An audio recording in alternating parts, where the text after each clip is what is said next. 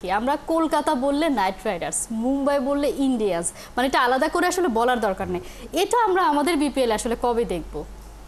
এটাও আরেকটা আমরা খুব অনিয়ম করেছি আমি মনে করি। কারণ হলো ফ্র্যাঞ্চাইজি বদল হতে পারে, কিন্তু যে নামটা, এই নামটা কিন্তু ওন করে বিসিবি। রাইট। সো বিসিবি সেই নামগুলোকে যদি বারবার পরিবর্তন করে, তখন ফ্যান বেজ, আমরা যখন ফ্যানদের সাথে আলাপ করি, ফ্যান বলে যে আমি তো বুঝি না যে কাকে আমি সাপোর্ট করব। সো সেখানে আমি যেটা মনে করি, হ্যাঁ এটা একটা ভুল সিদ্ধান্ত ছিল আমাদের, যেখানে আমরা ফ্র্যাঞ্চাইজির নামগুলো পরিবর্তন করেছি। তার মালিকানা পরিবর্তন হতে পারে, তার সাথে ফ্র্যাঞ্চাইজি নামের একটা সম্পর্ক থাকতে পারে, কারণ যে এই ইভেন্টটার ফ্যান বেসটাই হচ্ছে সবচেয়ে বড় একেবারে সেই জায়গায়, মানে এটা নিয়ে আসলে আপনারা ভাবছেন এবং আমরা আশা করি। আরও একটা ব্যাপার, আমরা টিমগুলোর আলাদা আলাদা প্র্যাকটিস গ্রাউন্ড পাই না, সবাই একসাথে আমরা দেখতে পাই একই মাঠে ৬-৭টা টিম একসাথে প্র্যাকটিস করছে, এটা একটা ব্যাপার। আরেকটা আমরা শুনেছিলাম যে আগামী বিপিএলে হয়তো স্টেডিয়ামের সংখ্যা বাড়ছে, ওইটার কি আপডেট?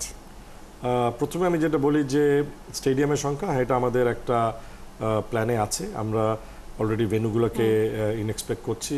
আমরা জানেন যে বগুড়া অলরেডি আমাদের ইন্টারন্যাশনাল ভেন্যু ছিল, সেখানে কাজ কি শুরু হয়েছে বিপিএল আয়োজনের জন্য? আমরা যেটা করছি, প্রথমে অডিট করছি যে কি লাগবে ওখানে ইভেন্ট করতে হলে। আমরা খুলনা এবং বগুড়া, যে দুটা ভেন্যু আমাদের আগে আইসিসি স্বীকৃত ইন্টারন্যাশনাল ভেন্যু ছিল, আর রাজশাহী নিয়ে কথা বলছি, কিন্তু রাজশাহী বেশ কিছু স্থাপনা তৈরি করতে হবে, মিডিয়া সেন্টার নাই, সেটা করতে হবে। তো সেটা হয়তো এই বিপিএলে হওয়া সম্ভব কিনা আমি জানি না, তবে এনএসসি চেষ্টা করছেন যে এইগুলোকে উত্তরবঙ্গের জন্য, রাজশাহীকে তৈরি করার জন্য।